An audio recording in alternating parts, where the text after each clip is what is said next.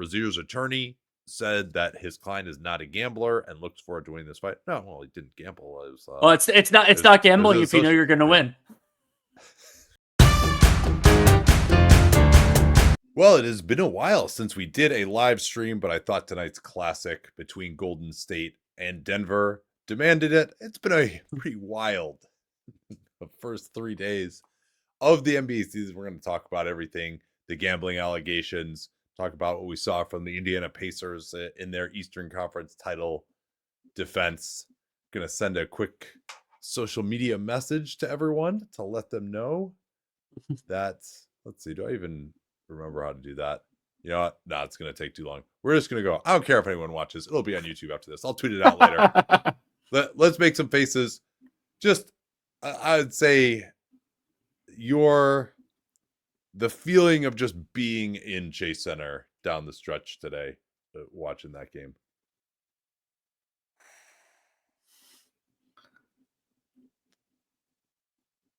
And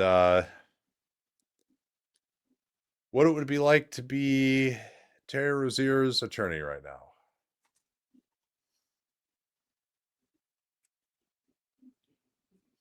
All right, let's do a podcast. Welcome on to a Thursday night edition, Friday morning almost edition of Dunc'd On, Dunc'd On Prime. For those of y'all listening on the free feed, I want to remind you all that our preseason 25 code will get you 35% off a year of Dunc'd On Prime. Best time to do it. It's looking like it's gonna be a pretty good season, so it'd be a nice investment to go ahead and sign up for a year now. Get that discount. Will be available with that code preseason 25. Link to that is in the show notes. We got to talk about the gambling investigation. We will get to that, but first off, I just want to talk about what took place in Chase Center today, a matchup between two teams that to me both looked like NBA title contenders. And it definitely had some ebbs and flows, but ended up being a game where both teams posted offensive ratings in the mid 120s. It was a 137-131 overtime win for the Golden State Warriors. And I brought up the ebbs and flows because I thought it was important of how that went. So the Warriors started the game on a 10-0 run. And they looked great. No timeout from David Adelman, by the way, which I thought was interesting and actually was the right decision. Yeah, I believe it was. And then the Nuggets eventually worked their way back. I believe it was like a 19-4 run to push them firmly into the lead. And I thought you have to count the 10-0 start, but the Nuggets pretty thoroughly, I thought, outplayed the Warriors in the first 2.5 quarters. Then eventually Golden State made their way back. And what was most fascinating to me about the beginning of the game, there were kind of two different things that connected. And the Warriors, this was their second game, was Denver's first. But we've talked and thought a lot about the Warriors, like their fastball, their best combinations. And as Steve Kerr is using Al Horford now, he's generally playing about 20 minutes a game, played more in this one in part because it went to overtime. And there were circumstances. So basically, until the end of the game, Al Horford and Draymond Green very rarely played together. They were functionally the center rotation. Yeah. And so what that meant was the Warriors didn't have all of their best defensive players on the floor together. And no team stresses that like the Denver Nuggets because of Jokic and everything else.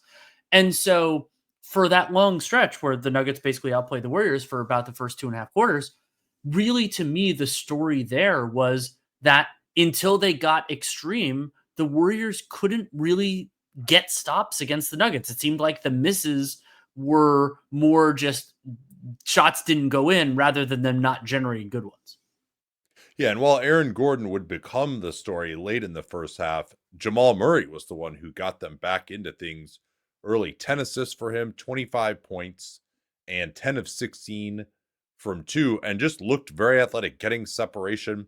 The Warriors did not, when Jonathan Kuminga wasn't guarding him, pretty much everyone else couldn't really do anything with Jamal Murray. And it was interesting because Nikola Jokic was not that involved. He was playing mostly off the catch early, took a ton of threes as well. He was only 2 out of 13 from 3. Rare you'll see him take more threes than twos, but Murray just had it working really well and was setting guys up and looked very athletic. I thought he had a nice preseason, and the word is that he's in the best shape that he's been in, certainly better than last year, it would seem.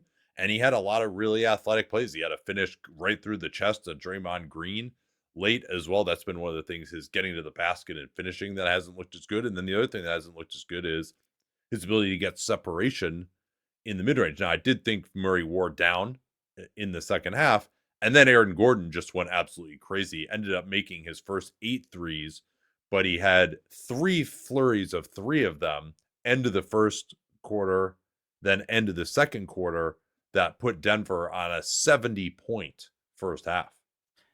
Gordon ended up 10 of 11 from 3. And I don't think it's, the hometown boost. He's from San Jose, went to Archbishop Mitty, but he did play with a lot of energy. And I mean, some of them in the beginning were just the Warriors leaving Gordon open and him making shots. But later on, I mean, there was one where he basically pulled up in transition. Now, he kind of waltzed into it in transition, but just took the shot. That's not something that we've seen from Gordon. And he deserves so much praise for the work he has put in on a shot. He's not going to go 10 for 11 every game, but he was making the most of the opportunities and he shoots it with confidence, and it looked very good. And then he was able to at times parlay that into getting some success inside the arc. Also just does that by his pace in the offense. And so Aaron Gordon, previous career high of 41 points, has that in the middle of the fourth quarter on his way to a 50 burger. He becomes they expanded. I think he became now the 5th player to score 40 plus in the first game of his team season this year. And Gordon last season experienced one of the great shooting improvements in NBA history. Now, it was on a small sample, but in the playoffs, you feared his 3-point shot until he got hurt. And especially considering he was dealing with the calf, it was an impressive improvement. And I was very concerned about how he was going to age because he's so reliant on power and athleticism, which he still has. He's not quite the level of dunker that he was even 2 years ago, but like, he's making these shots now. He still is not, a movement shooter necessarily, but he's shooting them when he's open. And David Edelman talked about it after the game, saying that Aaron Gordon, because he's such a good driver, teams were going to close out short to him. And if he just didn't speed himself up as much, he'd become a better shooter. I mean, remember when he came out in 2014, I want to say he shot like 44% from the foul line in his 1 year at Arizona in the 2014 draft. So he's made himself into like an 85% free throw shooter now too. And he still has enough of that power around the rim. Now, I don't think he's the same force defensively. He struggled to stay in front of Steph Curry, as did everyone on the Denver Nuggets. He was the key to shutting down Damian Lillard. And that first year they had him in 21, he's not that level of guy moving his feet anymore. But as an offensive player, he's really going to extend his career now with this shooting, which is extremely impressive. So yeah, it seems like that improvement is going to stick for him. So if those two guys look really good, then I think that's the Nuggets are going to be championship contenders.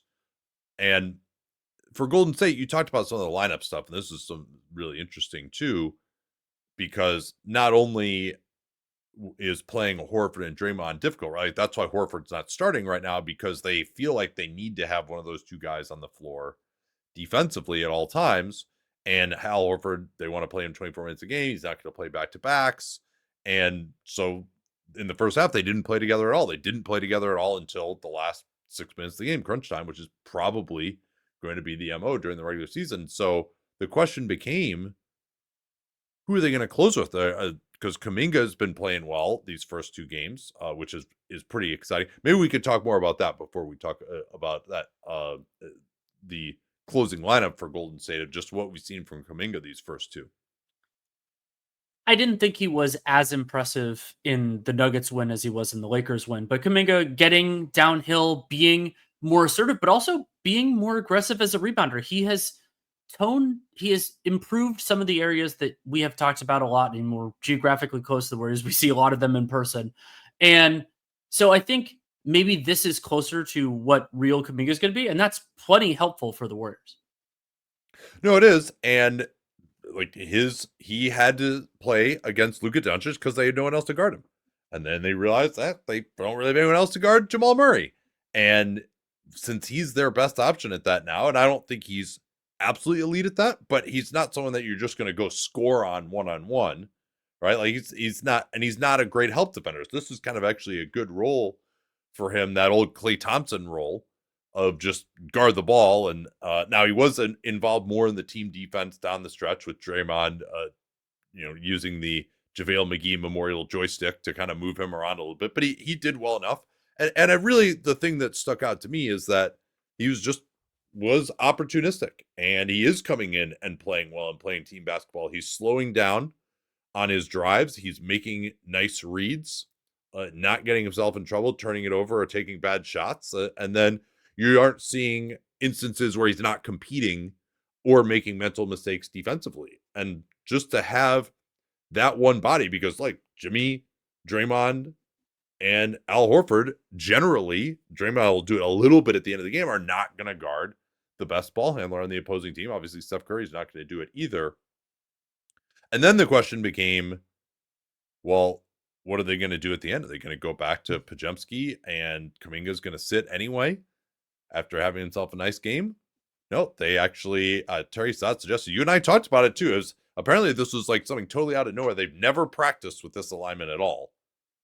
But in this game, with Steph Curry going as well as he was, and the scab of Nikola Jokic's defense to pick at, and really basically anybody other than Christian Braun for Steph Curry to pick at, they were able to get by with that lack of spacing. If you're going up against the Thunder, maybe it's going to be a different circumstance. But I thought this was the right call. There was a theory to this lineup, and it did work down the end as their defense really stiffened, and they still had no problem scoring. They didn't necessarily need the spacing in this one, and also because Denver doesn't have the same kind of rim protection. Also, that's another. Jokic is a sore in a couple different ways for the Warriors to pick at, and that was useful for them. And it's also useful to potentially note that I think the intention might be that eventually DeAnthony Melton can take some of this, but he's not going to be ready for a while, my guess. So you can't plan on that for this point, and it is an awkward Warriors lineup at some points. And I mean, it's wild for them to be as Curry dependent as they were at the end. I mean, there are other guys who can make decisions and who can initiate certain things, but it really was the Steph show. And in some ways it was paralleling Shai Gilgeous-Alexander's first game, where he was really out of it in the beginning. So Curry hits the first shot of the game, makes a 3-pointer that starts that 10-0 run. And then he doesn't score again until the end of the first half. He scores a couple times at the end. So he's 3 of 8 from the field, 1 of 5 from 3, no free throw attempts in the entire first half. And then that 3 of 8 in the second half, he is 11 of 18 or 11 of, I can do math. 11 of 15 in that second half, or 17. And so like he had to do all of it. He did all of it in the second half and the overtime. And we don't know how many more of these superlative Stephen Curry performances we're going to see, especially you and I lucky enough to do it in person, but it was awesome. No, it was unbelievable. And this is a team that he largely has played well against, because they have the two things that he is going to thrive against. One is a big slow center that he can go at. And then the other thing is not really much rim protection. And so those two things, either he's going to get an open three, or he's going to be able to get in the lane and finish or make plays.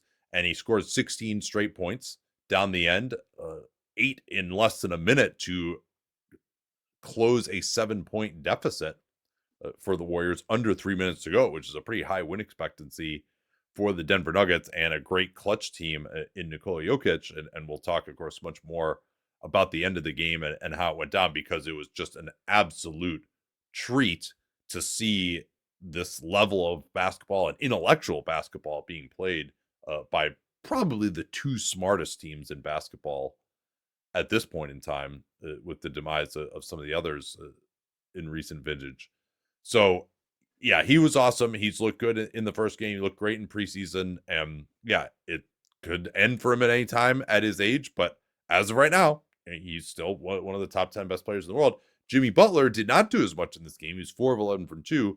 Aaron Gordon is not a good matchup for him because Gordon has the size to deal with him, and he doesn't have to jump and feel like he has to get out of position contesting him and then give up fouls.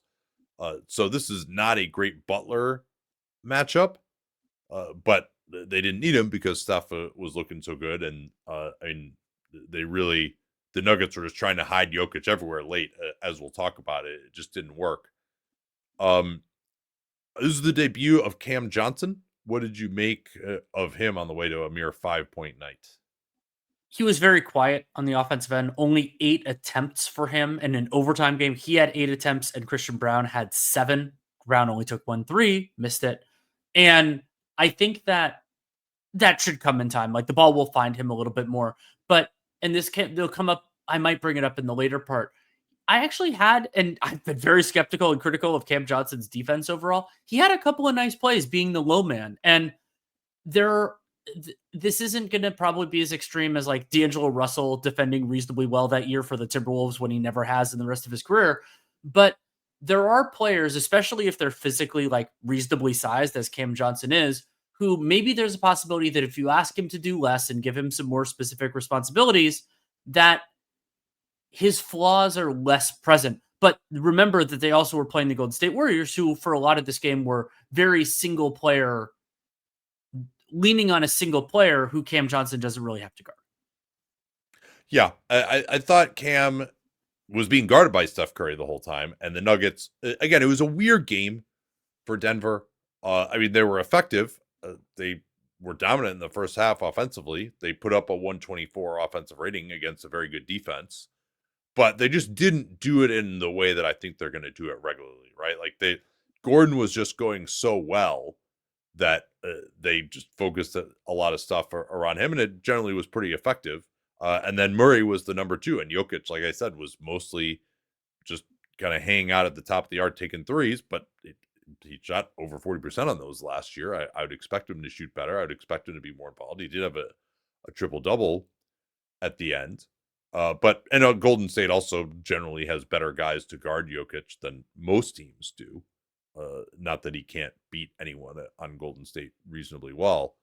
So Cam was being guarded by Steph Curry. Certainly, I think if there were a playoff series between these two teams, that Cam Johnson running some pick and roll with Steph Curry on him with Nikola Jokic would be something that they would want to do a lot of, or just stuff happening on the second side. The other thing, though, to me, was that Christian Braun was ineffective guarding Curry. Like, Curry did not particularly feel him. He's not bad, but he's not one of the guys who has the length to really bother Steph's jumper at all. And the Warriors screeners are so good, like he's not going to be able to just stick to Curry like glue. That was another thing that stuck out to me, is Al Horford is also an awesome screener.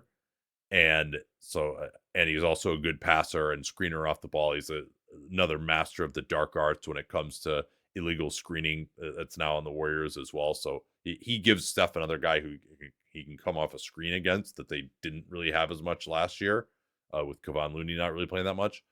So, but Christian Braun just was irrelevant in the half court in this game. He tried to get a couple of cuts. He took 1 3-point attempt. He wasn't being guarded all game, and he took 1 3-point attempt. And it's just on a very good passing team. And like, he's being asked almost really to more hang out in the baseline and the dunker spot and look for cuts. And part of that is because they play with a flat floor at the end of the game with just Jokic and Murray up top and everyone else on the baseline, and he kind of doesn't really have anywhere to stand.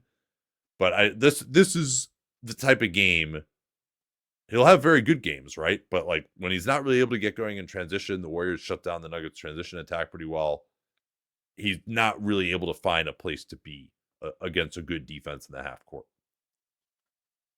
I agree on all fronts with that. A couple of other kind of low end rotation things that were of interest to me. One is because of the Draymond Horford dynamic discussed before, that means there basically are not any minutes game to game for Quentin Post and Trace Jackson Davis. That will change. Horford's only going to play one end of back-to-backs and all these other things, but the Warriors' other centers just aren't a factor at all right now. But one player who has been, in part because of the absence of Moses Moody, is Will Richard. And Will Richard I wasn't particularly impressed with him. Wasn't super familiar. I mean, played on that Florida team that won the championship last year. Wasn't super impressed with him in summer league, but he brought some real enthusiasm and like he played hard. He played with energy, and I thought that brought a needed dynamic to the Warriors' kind of end of the bench rotation. Yeah, played 17 minutes, and he at least in theory can make some shots. He sticks his nose in there, had 5 rebounds in 17 minutes, which they need against pretty much every team, but particularly this one. And the part I was most impressed by, and I was talking to a Warriors coach after the game, he said, yeah, we've been working on that all year with our guards after Houston put Şengün on Moses Moody in that playoff series, is they got to get better at screening. So Will Richard had a couple of screens for Steph, and they got a foul on one of them for Steph, and then the other one, he slipped to the basket, and I think he set up Kuminga for either a foul or a score. So yeah, he looks like another find, especially given how bereft this year's draft was in the second round, to get someone who could play in a game like this right away. Another steal in the 50s, third straight year now with Jackson Davis post, and now Will Richard. I mean, to get anybody with a heartbeat in the 50s is pretty good. Last big theme I wanted to hit on was the Denver Nuggets bench. What did you think of the remade group with Jonas Valanciunas, Bruce Brown back, Peyton Watson supposedly better, Spencer Jones even getting a little tick, Tim Hardaway? Those were the 5 who played off the bench. None of them really wowed me in their individual minutes, but it's important to note, and this was not as true last year, the Nuggets outscored the Warriors when Nikola Jokic was off the floor. They were, we'll use Valanciunas as proxy, they were +4 in those 12 minutes. And not that it was, there was some other stuff in there, but no, I think that's about it. But I think that well, and more than that, part of that was AG going crazy again at the beginning of the fourth. That was another really nice Adelman move, was bringing AG back earlier than he normally would at the start of the fourth. That really helped them win those minutes. But yeah, with Nikola Jokic off the floor in 12 minutes, they scored 36 points. That's great. And so, I mean, Tim Hardaway missed a couple of shots. He also made a couple of shots.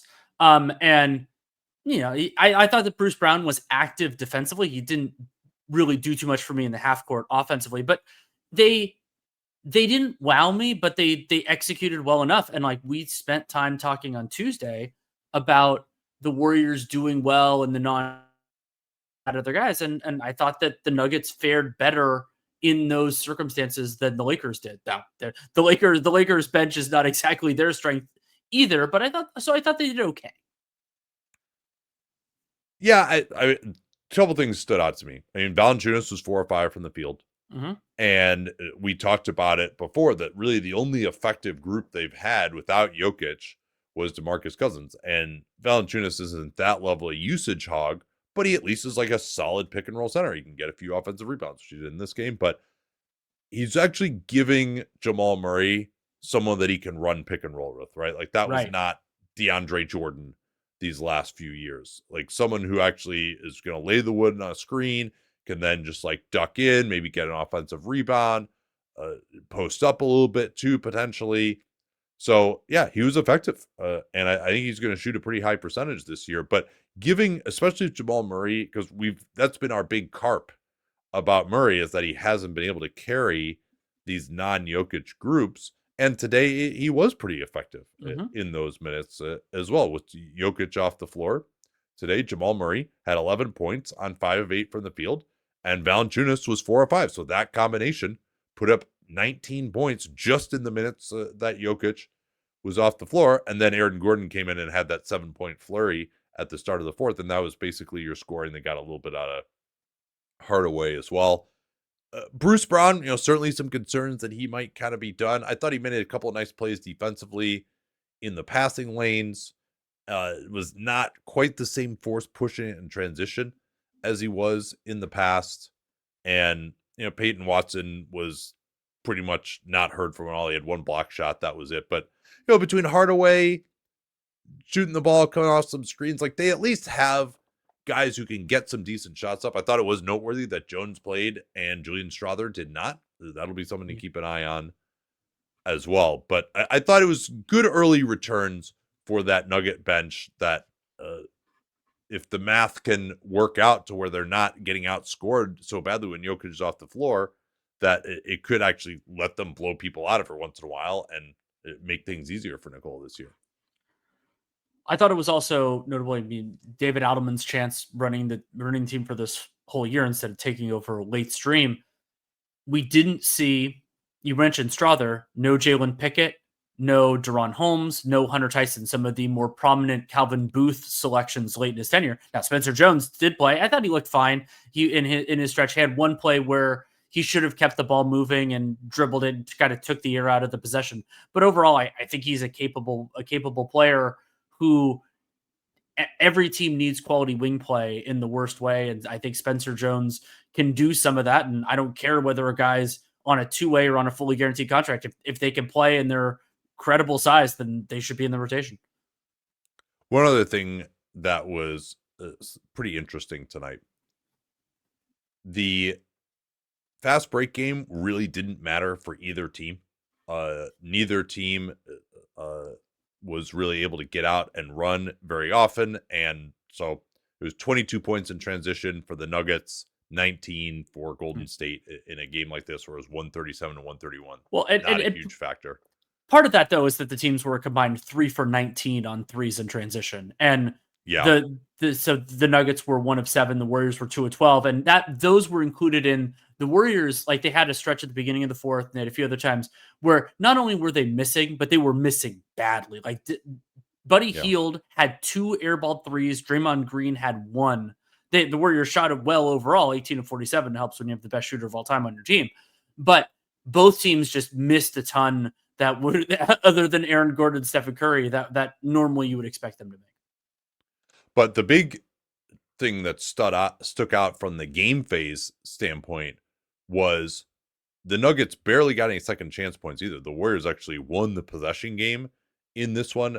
Golden State, they had 111 true shots to 101 for Denver. True shots, again, is basically just trips to the free throw line and shots. So it's a measure of basically who's winning the possession game. So Golden State won the possession game by 10. However, Denver, on the few offensive rebounds they did have, they took 6 shots off of offensive rebounds in the first 3 quarters of the game, and they scored 17 points on those 6 shots. They were 6 of 6 from the field, 5 of 5 from 3, and so that was a big factor. But this is also crazy, Danny. Golden State first shot half court offensive rating in this game, 1.23 points per play. That's not great for the Denver Nuggets. And I thought it looked a little bit flat at the early part of the early part of the game, but then it kicked into gear. They had a 130 first shot half court offensive rating in the second half. So let's talk about the end of the game now. And Golden State was still down by 7. Aaron Gordon came in, had another bucket. Steph Curry missed a wide open 3 that could have cut into things. And then probably the biggest play of the game, there are 2 in a row. There was Draymond airballing a 3, and then they got it back. Oh, no, I'm sorry, that they didn't score on that possession. Then Steph got the ball from Draymond on a handoff and got fouled, and we got asked here by Detlef, awesome name there. Oh wait, that's not the one we want. Here we go. Namson, no. I'm just gonna say is my best guess there. Namson no Lee. Okay. He asked, was the crowd at Chase's quietest on TV? Oh yeah, it was when Steph was like trying to exhort the crowd on after that 3-shot foul. That was like the first time they actually woke up at all. Like they were loud, like very at the beginning, but then everyone was just totally asleep. It was, I think Aaron Gordon his performance was so shocking. Like the crowd noise when Aaron Gordon was just getting these wide open threes, just kept knocking it down. Like the groans when he would start to shoot. By the end was just, it was hilarious to see how upset people were. But so that 3-shot foul was huge. And then that's when really the chess match began, and Kerr went to that group that had Kuminga at the 2. And I thought really watching the communication, Draymond, Butler, Horford on the back line. Those three guys, Steph has been trying to be put in action forever. He was involved. They just, and the thing was, they had different matchups. They had guys who could switch up. Kuminga could be on Murray. Then they went with Draymond on Murray as well. And then seeing Denver try to deal with that, and Murray and Jokic, who've been together now for 10 seasons as well. Gordon has been there for 5 years. Christian Brown's been there for a long time. David Adelman has been there forever. So these two incredibly connected, smart teams going up against one another on that defensive end. I loved it. I'll play the audio for the podcast people now. I asked Draymond about it. He was kind enough to say hello to me after I grabbed the microphone. But yeah, you'll hear it on the later podcast what he had to say. But basically, he just said, yeah, like this level of experience, it's just such a luxury for them to have. But what stood out to you about the end of the game?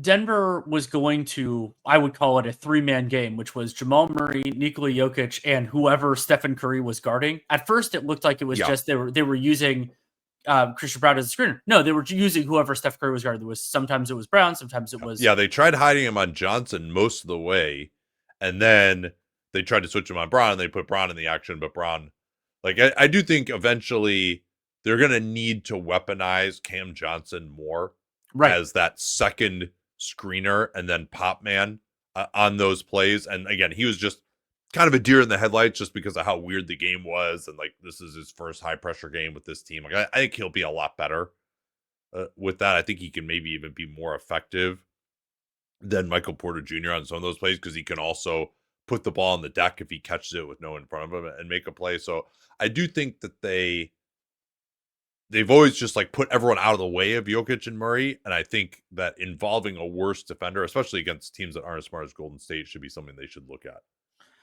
And so I thought that was the most interesting wrinkle when Denver had the ball, except for the unusual dynamic that, and this you could say to an extent was true on both ends of the floor, that especially relative to his own standard, which is incredibly high. Nikola Jokic was the GOAT of this game, where he had a couple of plays where it was his specific defensive flaws, which led to shots for Curry. There was a big three that Curry hit to tie the game at 117 when Jokic dropped too far back and Christian Brown couldn't get through the screen. And so if you have a big who's a little bit more mobile or it could do something different, maybe they could read it. And I mean, Stephen Curry might have made the shot anyway, but it was an easier shot than it would have been. But the more shocking part was not there. It was in both regulation and overtime, Jokic missing shots that he normally makes. I mean, he had a couple around from the dotted line that missed. Like, was one of them we're both like, oh, okay, this is done now, and he missed that. And then he bricked a wide open three, Al Horford, in overtime. He just completely left him, and Jokic could have made a three. I believe that would have tied the game, and just didn't get close. No, I agree with you that Jokic had some moments where he would normally make shots, and as I rewatched it, because we can't see it from our nosebleed seats, like how many of them were just like almost down and came out, especially his threes in the overtime. Going back to what you're saying about defensively, though, I mean, they were just getting completely lit up. It looked like it was that 2022 playoff series all over again. And the thought was that might be in the rearview mirror against this team. And that's because they're playing with, Facundo Campazzo and Monte Morris and Austin Rivers back then. But no, Christian Brown really was no better. And Aaron Gordon was also too slow to stay in front of Steph. Cam Johnson, not going to get that done either. And Jokic is not as good, I would say, as he was a couple of years ago defensively. But I thought there was really a shortage of tactics. They were like, okay, we'll try to put him on this guy. We'll try to put him on this guy. Eventually, they even tried Jimmy Butler, and then Butler was able to make the play too. That was honestly, Butler might have been the best, but then Butler hit a three to ice the game at the very end of things. But I think they needed to go zone. They needed to go box to one. Maybe the feeling is, well, we don't want to show that at this point in time. Although maybe this game will be the difference between who has home court in a playoff series against these teams. We'll see. I think I think Denver's maybe a little more built for the long haul of the regular season than Golden State is, particularly just from an injury standpoint. But nonetheless, like they just didn't have it, right? I mean, they tried to do a little bit of pre-switching, but not really enough. And or you have Nikola Jokic trap him harder, and or you say, all right, we're going to get beat at the point of attack, but then we're going to pack the paint after that, and at least force Steph Curry when he gets in the lane to kick it out to like Jonathan Kuminga or Butler for a three. Let's just put the other three guys in the paint. Like they really just nothing that they tried even remotely worked against Steph. And again, Steph was awesome. That's like some of the shots he hit, like that tying three. The tying three, which I think I saw one thing that it was from 34 feet. Like it was just he shot it so early that the Nuggets, like we could have theoretically, if we've been doing a live show on it, talked about how the like, are you going to foul? If so, when? And it's like, no, he's just going to shoot. He's just going to shoot it from 34 feet. And Denver, there were a couple of those like, oh, it's the regular season. How much are you really going to show? Everything else. And one that you caught immediately in the moment, which was because it doesn't feel like we're going to go straight possession by possession through the end of this game, was after that Curry shot, which was surprising in terms of its how quickly it happened. That because ideally you're not going to give up a three in that circumstance, but so shot clock goes off, was a tactical mistake by Adelman where the Warriors are down three. You put your players on the floor to try to get a three and to draw the defense out, and the shot clock is off. Denver calls a timeout, which allows the Warriors to completely change their personnel. They even take Stephen Curry off the floor. They go with Gary Payton II in his slot. And so if what you're going to do in that circumstance is take the clock all the way down, presumably the ball is going to find Nikola Jokic, which is what ended up happening, then you don't need a lot of time, like a timeout, to set that up. You just run it with better personnel, or more accurately, worse personnel for the other team, and just make it happen. And the Warriors would have been completely screwed from a personnel standpoint. They had like Hield and Podziemski and Steph all out there on that play. Now, I asked David Adelman after the game. I'll put that audio in as well for podcast listeners about why he did that. And I usually try to frame these questions in a way where I'm not just like being critical in the way I'm asking it, but in this case, I didn't really have a way to ask it without that. So because I was like, yeah, they had their offensive players on the floor. Why'd you go the way you did? And he basically said that the reason he went that way was because A, he just wanted to make sure they got the last shot. B, he wanted to just kind of calm the team down. Like, traditional reasons for a timeout. I don't think either of those things were particularly compelling. But what he did say is, like, I wanted to make sure that we ran a twist with Nikola Jokic, changed the angle of the screen at the last minute, which, by the way, guys sprinting into screens and changing the angle, that's been one of the biggest things that I've seen. Not that this is some new invention, but every team is doing that really, really hard with guys just absolutely sprinting into screens. Again, like another one of the counters for the NBA this year, where it just, how do you compete in the modern game? Well, you do it harder than you did before. There's just that seems like a setup for the next. Right? That seems like a setup for the other game we're going to talk about. Yes.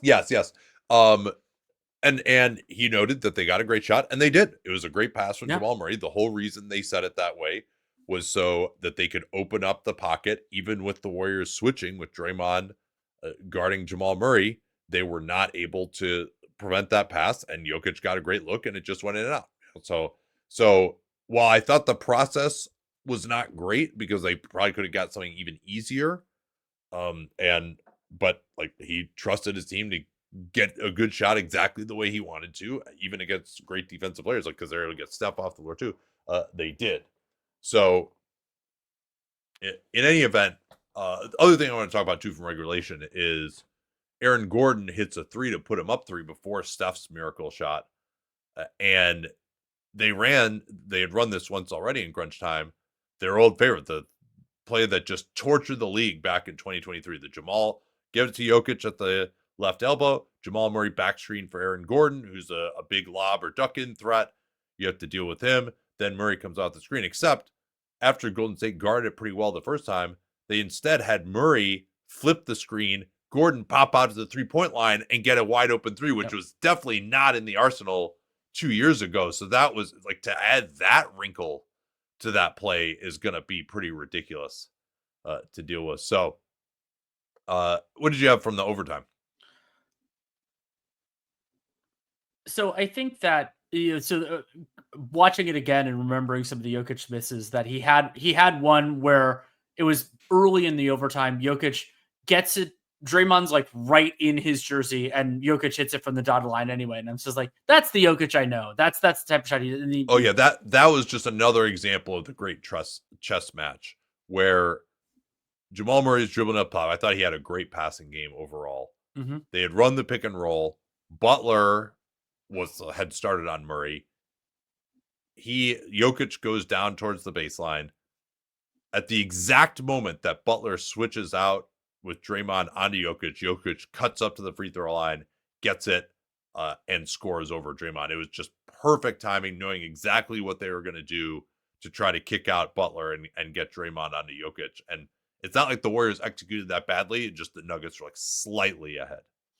And so there were 3 key possessions where Denver didn't score in the overtime that I want to go through just a little bit. So the first one, they tried to use Jamal Murray as the ball. They tried to use Christian Brown as a screener, but the screen was set too close to both the sideline and the backcourt. So the Warriors basically just insta-blitzed. And Jamal Murray rushes the pass to Cam Johnson. At this point, the Warriors are up 1. And Curry deflects it. It goes to Jonathan Kuminga. He catches the deflection and then finishes it, does a Euro step. So the Warriors go up 3. And so that was a failure of execution. Yeah, I mean, that was the biggest play of the game in retrospect. I agree. And so that was a pretty big mistake. I mean, basically they gave the Warriors an advantage by setting the screen at the wrong place.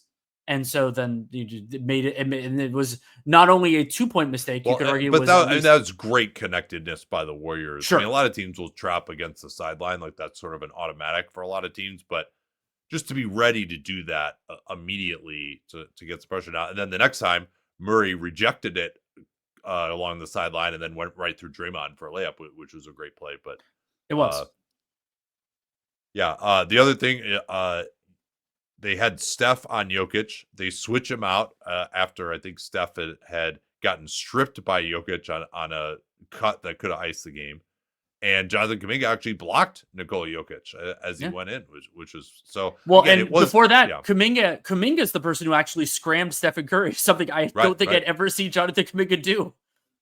Yeah, no, he was pretty locked in. I think this version of him, it's actually like, it's almost been good enough that I'm sort of like, maybe they should keep him. Let's see how it goes here. Maybe they don't need to trade him after all that. Poor Jonathan. Okay, so I think that's all I got on this one. A couple of questions that we had here. Nicholas says, I noticed they're not trying to focus up Jokic as much, and if they're not going to do that, then the weight he's added has been detrimental. Yeah, I mean, I think he could get back to being a little bit thinner than he was, but also he was never really great at guarding in space, and they will post up Jokic more. Like this was, as I said, a weird game where they just didn't go to that as much, and the Warriors have pretty good post defenders. And Nikola Jokic, he wants to play more team ball. If someone on his team has it going, he's going to more just kind of take what the game gives him than trying to dominate. They probably could have used a little more of that late. But again, the shots he usually didn't go in. And then also, another question was, put your center on Butler to keep him out of the offense. And so could the Butler-Curry pick and roll become more dangerous? I think so, especially if they did it a couple times late. Depth of the screener. Yeah. But I do think I would. That's an interesting tactic for sure. And it is because Draymond is just so good at cleaning up Steph Curry on these screens that it's you want to see if it's gonna happen. And also, I think, especially if you don't have a wing who can handle Butler physically, it's almost better to just put a center on him. So at least, like, I thought Zach Edey was pretty good on it. Now, the more Golden State sees that tactic, Jimmy's very smart. Like they'll find some counters to it. We're not going to go through every single possession of it because we were at the game. We didn't get a chance to really, really lock in on Indiana OKC. Another double overtime game, the first time in NBA history that a team's first two games, OKC's, went to double overtime. Injury issues for OKC, no Alex Caruso in the concussion protocol. Kaysen Wallace dealing with a sore knee already. Shai Gilgeous-Alexander was still amazing in this one, put up 50. He's completely carried them to these wins. But I mean, the bigger takeaway was just that even with Andrew Nembhard going out just before halftime with a shoulder injury and getting the Mark Spears retweeted death, that he still, the Pacers still were able to be the Pacers, which is somewhat encouraging. We'll see how long they can keep it up. This is opening night, and they know this team well, but they look like they're going to be pretty watchable, and that was encouraging. Yeah, I mean, not a reference for everybody, but the Pacers are basically the ship of Theseus at this point. Like Who would that not be a reference for? Are you implying because it didn't happen, and it would also, if it did happen 5,000 years ago, that it might not be for everyone? I really don't understand that. I mentioned to Nate, well, because we watched, we were at Chase together, that I was going to bring this up, so I won't go through the whole thing on it. You can, but basically, just to walk you through before and into this game, what the Pacers didn't have. So Tyrese Haliburton out for the season. Miles Turner in Milwaukee. TJ McConnell not available right now due to a hamstring issue. He's not going to be back before probably mid-November at the earliest. Nembhard goes out of the game early with this shoulder issue. Isaiah Jackson picks up 4 fouls in 8 minutes and basically is just not heard from again. Aaron Nesmith fouls out early because somebody has to take on the Miles Turner part of Rick Carlisle's heart. I mean, Nesmith also filled that role before. And so it's Ben Shepherd playing 39 minutes. We'll talk about Benedict Mathurin, who had an impressive performance, drawing fouls again, as he did seemingly throughout the playoffs. Siakam stepping up, and also the Pacers still being the Pacers. Now, you can't rush the Thunder. You can't make them do quite everything. They had 14 turnovers in a double overtime game. But I cannot overstate how impressed I am that even with that amount of talent drain, that the Pacers were still able to make life so hard on a team who does that to everyone else. Yeah, and I mean, the thing that was most impressive to me is they had 43 chances to run off of misses, and they ran on 25 of them. They weren't all that efficient, but that's a 58% run percentage for them on Thunder misses, and the Thunder are great at getting back. Now, the Thunder, with all their guys out, going with the two bigs, and Shai kind of walking it up every single time as their only threat, the Thunder just have basically stopped running these first two games, although they were very efficient when they did it. So the Pacers definitely were pretty solid there. But then also to put up 0.95 points per possession in the half court was impressive. And Ben Mathurin was a big part of that. And he got to the foul line a ton. He got fouled, Ben Mathurin, 13 times in this game, 15 to 17 from the line. And basically all of them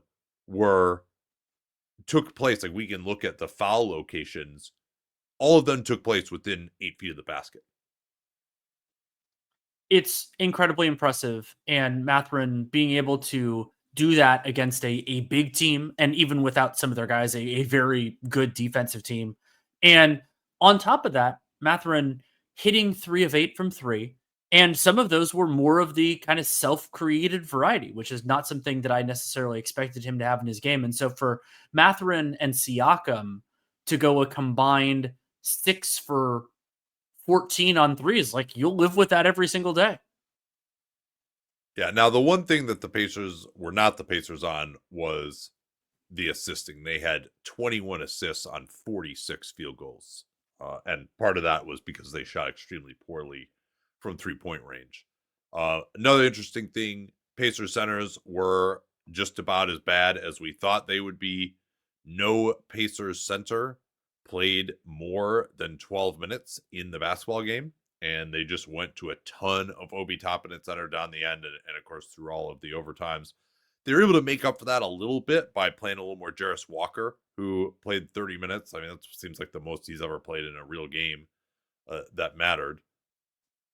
So, between Siakam, Toppin, who doesn't really do many of the center things, and Walker, maybe you have enough size to get by on the front line. So then Mathurin and Ben Shepherd is now their healthy point guard. Talon Peter, come on down. He actually, I think, was in the rotation even before that. They still went in the end 11 deep, and would have done 10 without Nembhard going down. Aaron Nesmith also fouled out in 27 minutes. So, don't have a ton to say on OKC. This is not great for them to start the season like this. Shea did have 55. He got fouled 15 times. They didn't have anyone to guard him. Got to the foul line 26 times in this game. But for me, Indiana, at least for one night, and again, we'll have to see if they can keep it up throughout the course of the season. And let's see if Siakam can put up 32 a night. And Mathurin has been very hot and cold in his career. They're going to have to give him the ball, so maybe it'll just continue. But that's it was encouraging if you're a Pacers fan that they were able to maintain their culture, and we'll just have to see how long they can do that, how long Nembhard is going to be out. That shoulder injury did not look good. If you missed it, he was kind of reaching in, and Shea went for a spin move, and as he went to the spin move, he caught Mathurin's arm basically in between his body and shoulder and spun away. So Nembhard's arm got pulled backwards, kind of like this, and that was that could definitely lead to a bad shoulder injury. He had to leave immediately. It might be one of those. Hopefully, it's not a surgical thing, and that he can just rehab it. But that's the Mark Spears tweet didn't make me feel particularly optimistic about it. Anything else you had on this one? Well, one other thing we could say about the Thunder is that you and I will be broadcasting Thunder Mavericks on the strategy stream next. So that'll be Monday at 8:30 Eastern, 5:30 Pacific. It'll be a lot of fun. We're gonna spend talking about Cooper Flagg, which will be fun to watch to really break down one of his Flagg get his first half bucket Wednesday night show. But you can watch that with us on the NBA strategy stream.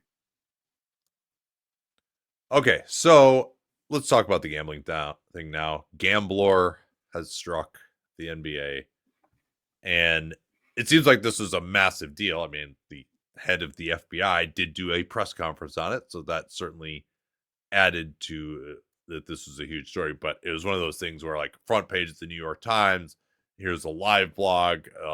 ESPN obviously did their stories on it as well. So if you really want to get into the nitty gritty of exactly what the allegations are, Dan wrote about that. We'll probably try to paraphrase it some here. The three people NBA wise that you would know who were involved were number 1, Chauncey Billups, number 2, Damon Jones, and number 3, Terry Rozier, who already had some allegations about it.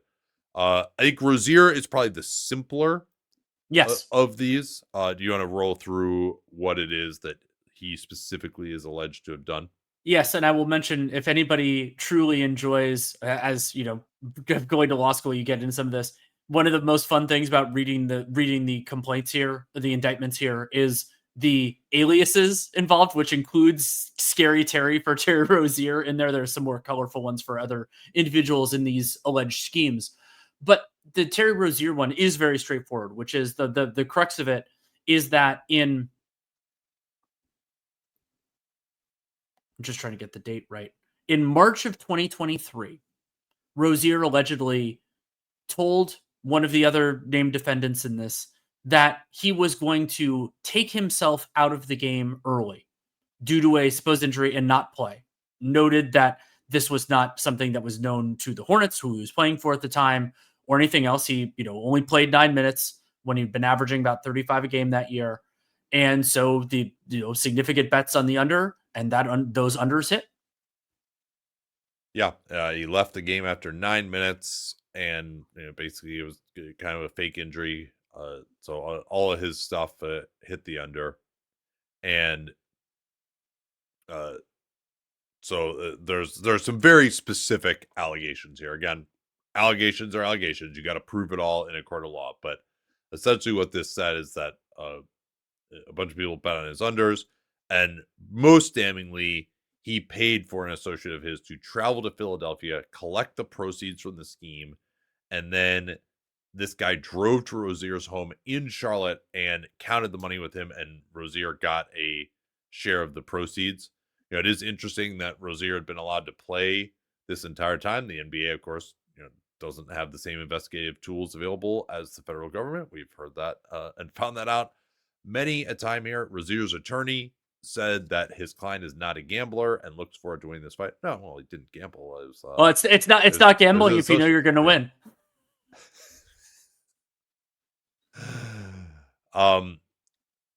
So yeah, there's language in the NBA operations manual. Obviously, all this is prohibited. Everyone knows it's prohibited. Seth had some good tweets on that today. So this to me is, as far as the NBA, easily the worst of this news. This is a real player, a guy who had a huge contract, has made a ton of money in his career, over $100 million, doing this for what exactly? I'm just not sure what the motive would be for him. Like Jonte Porter, he got into some debts. He was threatened. He didn't really have much money. This is so part of the solution to this has been to say, oh well, we're not going to have prop bets on some of these little used guys and stuff of that ilk. But this is a guy who was making plenty of money, and maybe he was annoyed by the team tanking in 2023, and whatever, it didn't matter. He's pissed off the organization. Who knows what his motive is? I'd be very interested to find out what that would be if we ever do. He has been placed on immediate leave, so certainly very troubling allegations for him. And if all of these allegations are proved to be true, pretty much open and shut case, he's going to get banned for life, just like Jonte Porter. And I find this far more troubling than Jonte Porter, because he's also like a veteran player as well. It's just, what the fuck are you doing? Like, this is insane. And yeah, I mean, Rozier at the juncture of this alleged thing, that was his age 28 season in the league, and like he was on his, he was playing, making significant money for the Hornets at the time, and it's wild. And we'll get more, and the specificity in the indictment for that stuff is pretty telling. That doesn't mean it needs to be proven in a court of law, but it's striking. Yeah, and again, I apologize. We've been at Chase Center. I haven't had a chance to read every single thing about this yet. I'm sure we will fill in more on that. Getting a few comments about some more reporting that I haven't personally verified. So I'll try to keep buttoned up on this.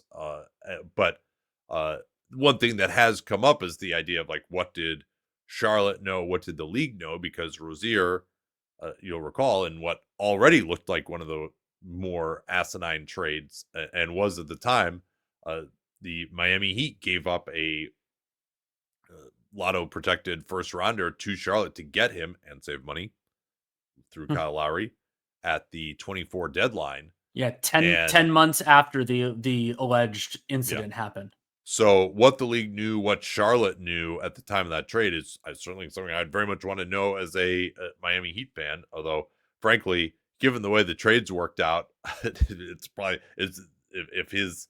if he gets banned and his salary gets wiped off the books for the Heat, that would be nice. But it does expire this year, and Rozier, maybe due to these allegations, is part of why he's never been able to get going in Miami. But the other reason was that they never should have traded for him. So that's him. That's pretty easy. I mean, I'll kind of give my opinion on the whole holistic effect of this and how important it is and all that afterwards. Let's speak now about Chauncey Billups. By far the biggest name. He has been placed on leave, as well as head coach of the Portland Trailblazers. Tiago Splitter is going to take over. I thought it was pretty funny, actually, as an aside, that Sean was like, well, they gave serious consideration to hiring Nate Bjorkgren. I was like, oh, really? Nate Bjorkgren, the guy who had one of the more infamous one-season head coaching stints in NBA history, who is basically reviled by his players by the end as one of like the least emotionally intelligent coaches ever. Yeah, that's who you want in taking over your team in a crisis. No, I think they're probably going to go with Thiago Splitter. They may have given consideration to it and then remembered all those things and decided that they were not going to consider it Yeah, anymore. Thiago Splitter, who ran Paris Basket last year, like who was the head coach after Thomas Isolo, and I'm sure kept up a bunch of his stuff. And obviously, Splitter also had a great career playing internationally and comes from the Spurs system, all that. So, so here's what happened with Billups. We'll get to the stuff about that's not basketball related momentarily, but as far as I can tell, the only thing that's specifically basketball betting related was that Billups knew that the Blazers were going to tank and sit all their guys in a game.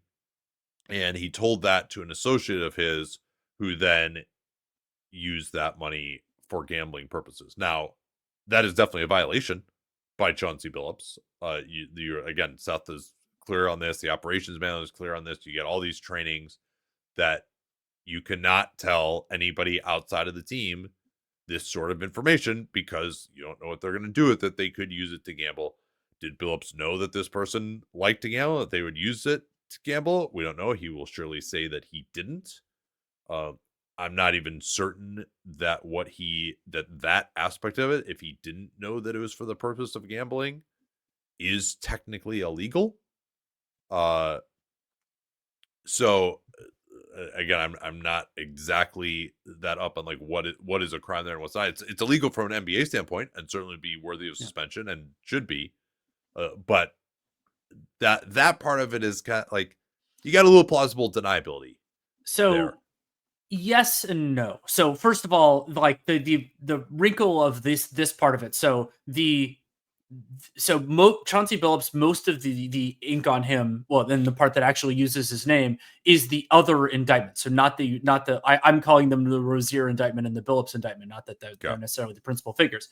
But for me, so the thing that really puts this in a different light is based on the allegations. None of these have been tried in a court of law yet.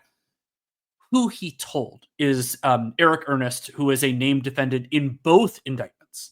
And Ernest is far more detailed in the. Ernest is another one of these shadowy figures who's like involved in the illegal poker game as well. Yes, and so okay, all right. That actually, I apologize that detail escaped me. Yeah, that is rather damning that you're involved in a legal poker game with this guy and you tell him you might have an idea that what he's going to do. Yeah. It's so there's a more generous way of a more generous way of framing this that part of this for Billups and a less generous. And so I want to start with the more generous, which is that, and because of course we can only deal with the allegations as they are, which is the decision to sit these players was made. I'm not saying properly in terms of the moral imperative of tanking. I'm saying that the decision was made without anything else in play. Billups conveyed the information improperly, that there's no real argument there based on the manuals and everything else. He did it improperly. So that is bad. That is very bad.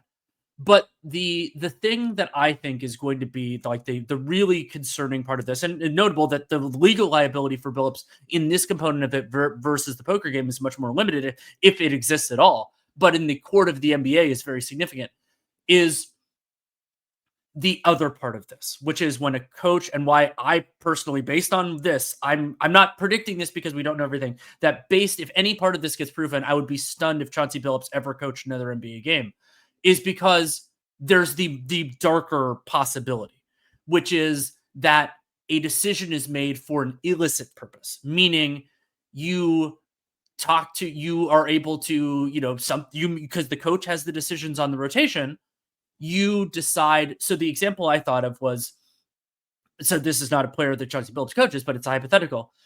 Joel Embiid or Al Horford, those guys are playing. They're not playing on both ends of a back-to-back this year. Let's say you were a coach and you had a connection to a figure and you told them ahead of time, I'm the game we're not going to play Embiid in of these two is this one, and he's going to play in this one. Well, that would create an opportunity for certain people to potentially, not definitively, gain a financial advantage. And theoretically, maybe they could make that decision for different purposes, and that decision might make it less likely for their team to win the game. Like there are pathways down this that maybe could not be proven and anything else. And so the concern is that if somebody is willing to do this, do the more generous framing of it, that it's a pretty thin membrane to doing the second, and the second one really messes with the competitive balance of the league. Yeah, there certainly is a slippery slope aspect to this, and you do wonder if, like, okay, did he just do this one time? Maybe he just did it because he was pissed off that they were going to just start tanking, and he knew that his job situation might be tenuous and affected, and like it just kind of sucks to have to do that as a coach. We've seen that tension many a time between coach and organization, and usually it would be an organizational decision if a guy's going to miss a game. The coach would have some input there, to be sure, but certainly based on what's out there right now, there's no indication that he caused anything to happen. And that's where, to me, it would really bother me if the stuff starts getting caused to happen. Now, none of this is good, obviously, and Chauncey Billups, he's never going to coach the NBA again. It's just not going to happen. He probably will never have a job again in the NBA as well. I mean, also this poker game, which is kind of ancillary, frankly, other than just the fact that there's an involvement with shadowy figures now. Billups, I'm going to read his indignant statement from his attorney in full. Anyone who knows Chauncey Billups knows he is a man of integrity. Men of integrity do not cheat and defraud others. I guess maybe the woman in 1997 just didn't know him. Maybe that's what it was. To believe that Chauncey Billups did what the federal government is accusing him of is to believe that he would risk his Hall of Fame legacy, his reputation, and his freedom. He would not jeopardize those things for anything, let alone a car game. This is a good statement. Furthermore, Chauncey Billups has never and would never gamble on basketball games, provide insider information, or sacrifice the trust of his team and the league, as it would tarnish the game he has devoted his entire life to. Chauncey Billups has never backed down. He does not plan to do so now. He will fight these allegations with the same tenacity that marked his 28-year career. We look forward to our day in court. And so this is the same defense that everyone is using on Steve Ballmer at first. They're just like, well, he's so powerful. Like no one could be this stupid. People just do stupid shit like this all the time. Like clearly he just did not have the level of character required. If in fact this poker game thing is, we don't even really need to get into that much. It's more just because it illustrates the link to gambling. Now, surely if you were arrested for this, you would have to be suspended anyway. And, being involved in illegal gambling of other kinds is also a huge no-no with the league, and you would deserve a massive suspension even for that. And I think it's more likely that he could end up going to jail for that purpose. But anyway, I find that somewhat ancillary, at least to my own caring about this. Like, people in the NBA just do dumb illegal shit all the time. Yeah, it's basically Billups' life versus his basketball life, and because of our rules, we're focused more on his basketball life. Yeah, and certainly you might say that those who questioned the hiring of Billups, in part due to his past, and were poo-pooed, maybe there might be some indication that his character was not the highest, and the Blazers have now seen those chickens come home to roost to a degree. All right, so I think we've gone through. Oh, I guess we got to do the Damon Jones shit too, huh? Yeah, and as far as please correct me if I'm wrong, the Damon Jones component of this is that Jones, who played in the league for a long time, was connected with LeBron James, former teammate, and then was connected with the Lakers during the 2023, the 22-23 and 23-24 seasons. And so Jones allegedly sold or attempted to sell injury information, which appears to be on both LeBron James and at one point Anthony Davis, for to try to gain money off that. Yeah, and he apparently squandered all of his NBA winnings and was just kind of around LeBron as a hanger-on from back in his playing days, and had access to this information. I mean, that's it's worth noting that like he was just around LeBron, but was not actually a team employee, and so that's when you're not accountable to the team, it's more likely something like this could happen. The term unofficial assistant coach is in the indictment, and that isn't it's notable framing. And he has been an assistant before as well. So right. But basically this is just he had the injury news and found a way to try to make some money off it. So all right, that's what we've got out there. Jones was also involved in the poker game. We don't really have time to get into the specifics of the poker game, although I certainly find it quite interesting. I want to know more about the technology of these like illegal card shufflers, like contact lenses that could see the cards, all this shit. I didn't get into that too much, but how much do you care about this? I think that it is a and there have been many other reminders of this, of the challenges of having gambling for sports. Then it has proliferated during this time, but it existed for a longer period of time. And so just as in other fields where insider information has real monetary value, that creates complicated incentives and there are point shaving scandals in college and other things over time. So, but I think that it seems if the allegations already were remotely true, this is going to end Terry Rozier's NBA career and probably cost him a ton of money, and it could potentially end Chauncey Billups. And so I think that it is a reminder of the complicated relationships, the complicated forces that are pressuring out, and I mean that potentially things like this could derail, if not outright end, the careers and possibly the free lives in certain ways, depending on jail time and all that, of two individuals who had seemingly the money and all that to just not be involved in this stuff. It's a reminder of how that can happen, even when there isn't even when there isn't the leverage that it appears there might have been with John Porter.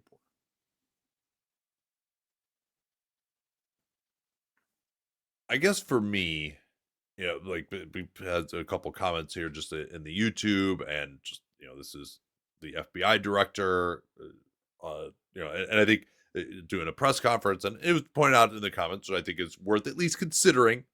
That will be in the back of my mind that there is a certain enemies list way of dealing with things sure, with the new administration, and for the FBI director to be doing a press conference about an investigation like this is not something that you would normally see. So I mean I think they have the goods. It would surprise me if they're just making up this evidence, but just something to keep in mind that maybe there will be some things that come out about this that are not entirely true. So my eyebrows are raised a little bit more than they ordinarily would be under a different administration, to be sure. But other than that, I actually don't really care that much about this. Like, from my own personal fandom and coverage, like, obviously we're going to cover it. And it's not good, but it also, none of this much affects to me, like, my viewing experience, where I'm going to be watching the next game and be like, oh my God, like, is this actually, like, are these guys really trying? Like, could this all just be controlled by gamblers? Like, are these guys point shaving? Because we've seen Rozier, for like a meaningless Charlotte Hornets game, and John Porter, like, that affects the product a little bit on the floor, not to the point where I really care that much about those players and that point in the season. Malik Beasley actually was involved in a team that was really doing something. We'll see whether he eventually becomes part of this or not. It seems like that's a whole separate thing.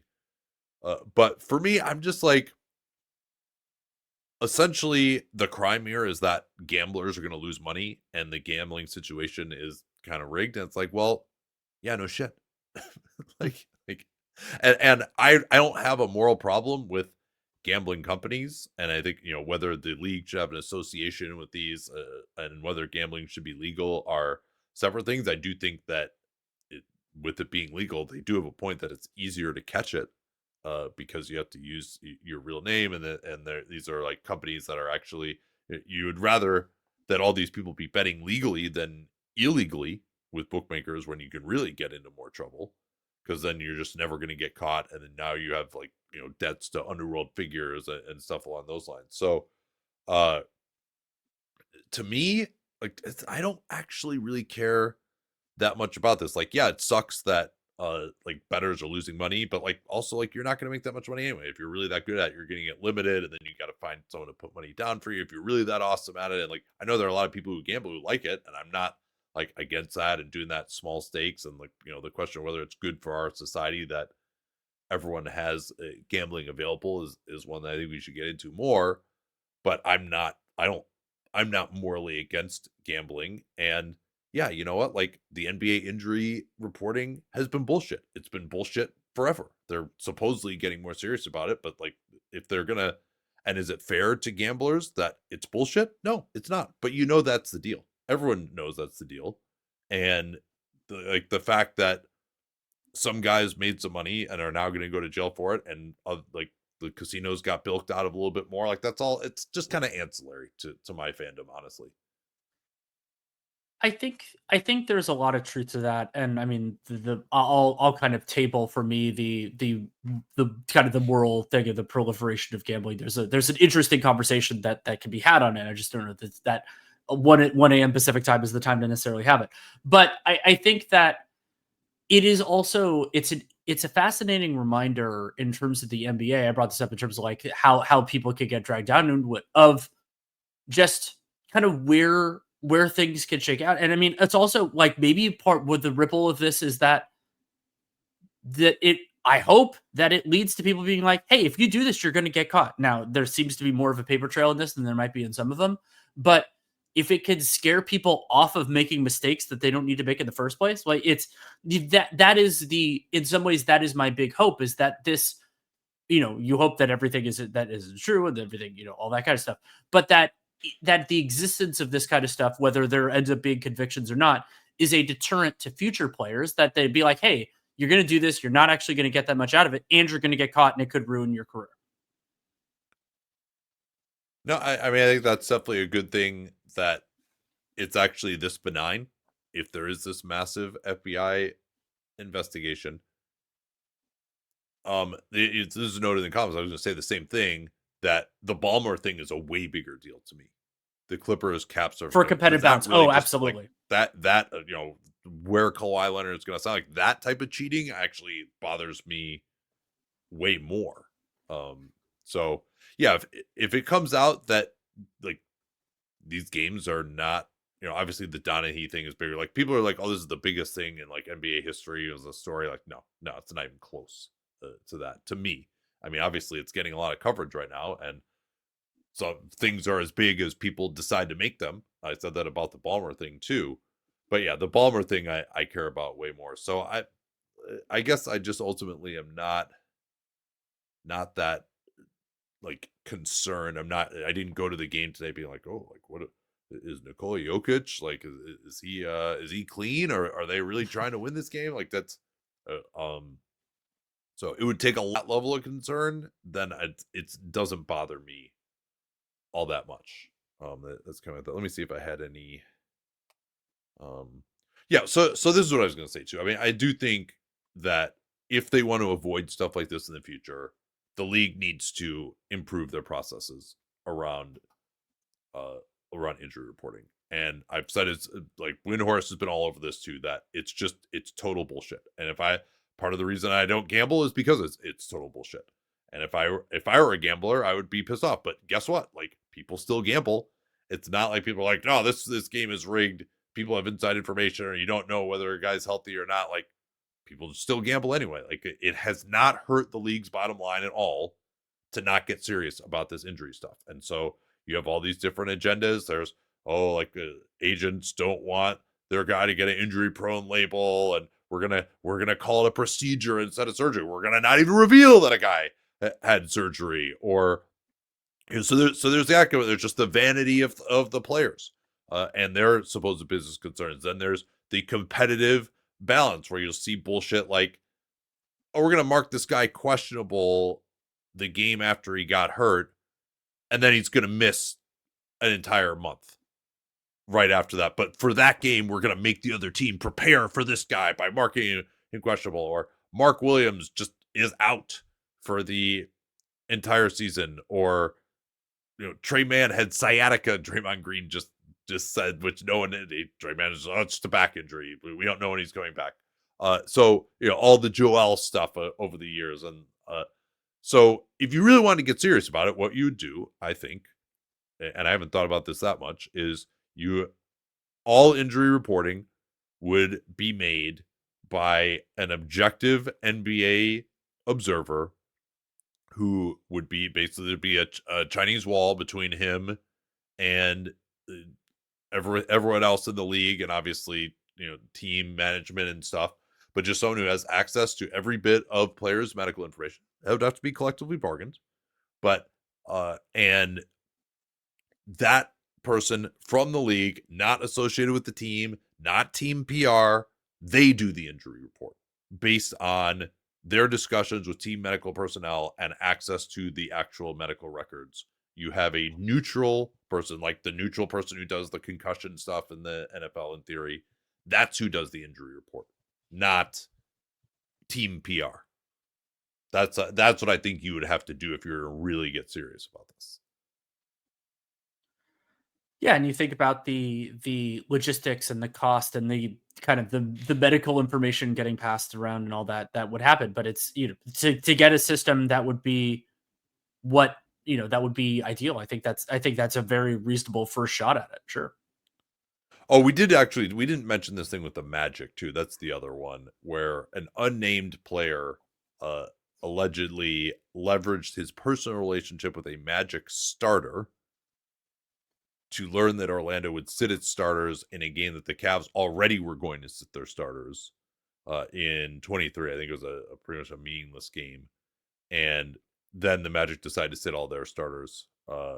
So your starters for the Magic were Paolo, Franz, Wendell Carter Jr., Gary Harris, and Markelle Fultz. And then we don't know who the unnamed NBA player is, but apparently the Magic starter is under no investigation. But even then, you should probably not be telling anyone else this stuff. I'm sure they'll reiterate that. So that we'll see whether we find out more about that specific information of who this unnamed player is. That's something that it could be more of interest. Again, no indication that changed anything that happened on the floor. So as long as the gambling tail is not wagging the dog of what's actually happening on the floor in a way that I care about, I'm not going to be too much pearl clutching on this. What do you think of my idea of just having neutral injury reporting? I think it would be hard to execute, but it is a worthwhile goal. Yeah. What about this whole, well, it was inevitable that this would happen with the leagues being with A, legalized gambling, and B, the leagues being in bed with the gambling companies now? I don't think the leagues being in bed with the gambling companies, I mean, there are parts of it that I'm uncomfortable with, but in terms of it changing the behavior of the individuals allegedly involved in this, I don't think that it did.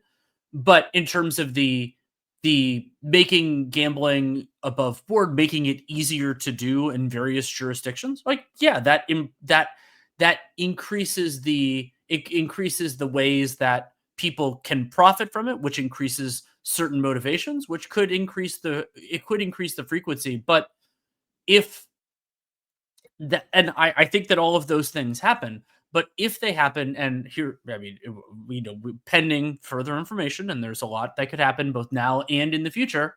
Like if the ways that has impacted on the floor is Terry Rozier leaving a game early and the Jonte Porter thing, that is in the, I would say, the tolerable amount of downside risk. There are lots of things that can lead to problems. If it's not like a playoff game, it's not anything else. Yes, it's bad, but there are all sorts of bad things that can happen for, bad actors and various different things. And so I think that things being more visible does not necessarily make them more powerful. And I think that there is some conflation of the two. And it's funny because I'm not somebody who supports the prevalence of gambling, but that doesn't mean that you can then jump to the conclusion that because it is more prevalent that it's leading to all of these big problems. Yeah, I think your better argument is just that it's predatory on mostly young men who can't afford it, and it's like ruining people's lives. That's Exactly. your argument for why this shouldn't be happening. And again, I'm like, gambling's been legal in Europe forever. It's been legal in Nevada. Like I'm on this specific thing, I come down with more like, yeah, there's a lot of people who really enjoy it. There are a number of vices that people do that a lot of people really enjoy that they take too far. Gambling is one of those. Like there are very many things that can ruin people's lives if abused, that are also things that we as a society have decided to tolerate. And I think, to me, gambling is one of those things. But yeah, this idea that the leagues, like, everyone loves to just, oh, they're so hypocritical. They're so hypocritical. Like, see, they were against us for so long, and now they're just taking their money and see what happened. Like, I agree with you. I think it's pretty attenuating. The furthest you could say is like, well, it's more visible now, and so people are having these ideas that this is a good idea, right? Or like, but Terry Rozier and Damon Jones and Chauncey Billups, like, did Chauncey Billups, who's made hundreds of millions of dollars, whatever he has, or Terry Rozier, who's made hundreds of millions of dollars, like, were they like, oh well, now that the NBA is like, I didn't know this gambling thing existed before. Now that I saw a FanDuel sign in the arena, Yeah. though, like, yeah, you know what, this And might be a pretty good and idea. Like, it's and just that's how that that's how doesn't I make sense. connected with alleged members of crime families. Yeah, it was because there were ads during games. Yeah. No, that strikes me as rather fanciful. All right, well, it's been a hell of a first week in the NBA. We got lots of awesome content coming up here. Probably be back on Sunday, catch you up on some of the teams we haven't had a chance to talk about much, and what goes on over the weekend. Again, remind everyone that you can subscribe to Dunc'd On Prime with a 35% off code. That code is preseason25. Link to that is in the show notes. You can get every Hollinger Duncan, every Duncan LaRue, all of Dan's daily dunks. He's invaluable, especially when any of these controversies come up. He's been great on the Clippers stuff. He's been great on this, of really staying on top of all the evidence. So he's doing a great job. We hope you'll join us there. Also, please give us a like and subscribe on YouTube as well. Talk to you all again next time.